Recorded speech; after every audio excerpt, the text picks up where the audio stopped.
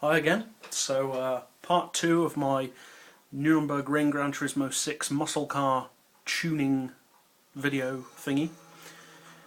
So the car this time is the Chevy El Camino, as I mentioned in the previous video. This is also for the 500 pp class. And let's get straight into it. Got racing soft tyres, front and rear. Race suspension, race brakes. I've increased the front brake balance to 6 instead of 5. Just to prevent the rear wheels from sliding out as much. I've got the ride height set as low as possible because obviously the El Camino is a pickup, so it tends to have more body roll than the Nova, so get it as close to the floor to eliminate a lot of that suspension travel. We've got the spring rate increased. We've got 7 front and rear. I've increased the dampers and anti-roll bars, but as you can see, compared to the Nova, I've increased them more. 445577, because this car did, when I was tuning this car, I noticed it was wallowing about a lot more than the Nova. Excuse me. Got the camber angle set on 3, which is much higher than the Nova, and excuse me. And the Nova had a toe angle of 0.10 on the rear, but I've set it on 0 for this car. For the drivetrain, you want your race box as usual, so 5-speed. I haven't touched the gears. Auto setting of 217 because, like the Nova, it's not designed for top speed.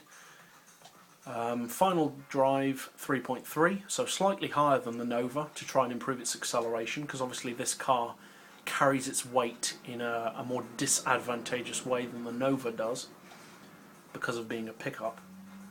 I have fitted the diff on this one. Initial torque as low as possible to prevent wheel spin. I haven't touched the acceleration and braking sensitivity. You want your clutch and drive shaft. As far as power, we've got the sports computer, race exhaust, race manifold, race cat and race intake, and then just a tiny bit of power limiter to get it in the 500 pp class. And I've actually added a bit of ballast, as you can see here, 106 kilos, and I've put it all the way to the back. This is actually to get the car to a weight distribution of 50-50. I can't remember what it was before, but I know it was very front heavy, and basically that was to improve that. But also adding the ballast weight allows you to fit more of these parts and get more power. And we've got the weight loss, same as usual. We've got traction control turned off, and although this car doesn't handle as well as the Nova, it still handles a lot better than before you tune it.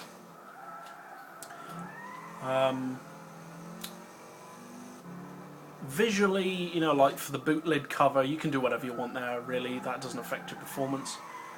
As you can see, it wheel spins more than the Nova, but still, I mean, for a pickup truck, it does have very good handling. It can corner a lot quicker than it should, really, to the point where it actually looks pretty weird watching this car go around the track.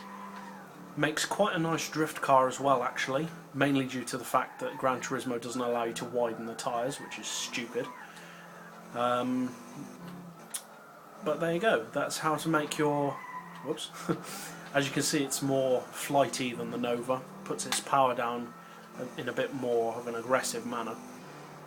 But there's how to make your El Camino handle, I would say, pretty good for an El Camino. Yeah, I wouldn't recommend this as heartily as I would the Nova, because I think the Nova is the kind of car where if you have no experience driving muscle cars, you can just jump into it and get a feel for it very quickly. Whereas to get this car around the track as quickly as the Nova does take more skill, I would say, than for the Nova. But still, I mean, like all muscle cars, if you put the effort into learning how to drive it, it will reward you. Plus you have the added coolness factor that in online races, when everybody else is flying around the track in Evos, Skylines and the usual JDM stuff, you'll be in an El Camino. So there you go. Hope this helps, and as always, thanks for watching.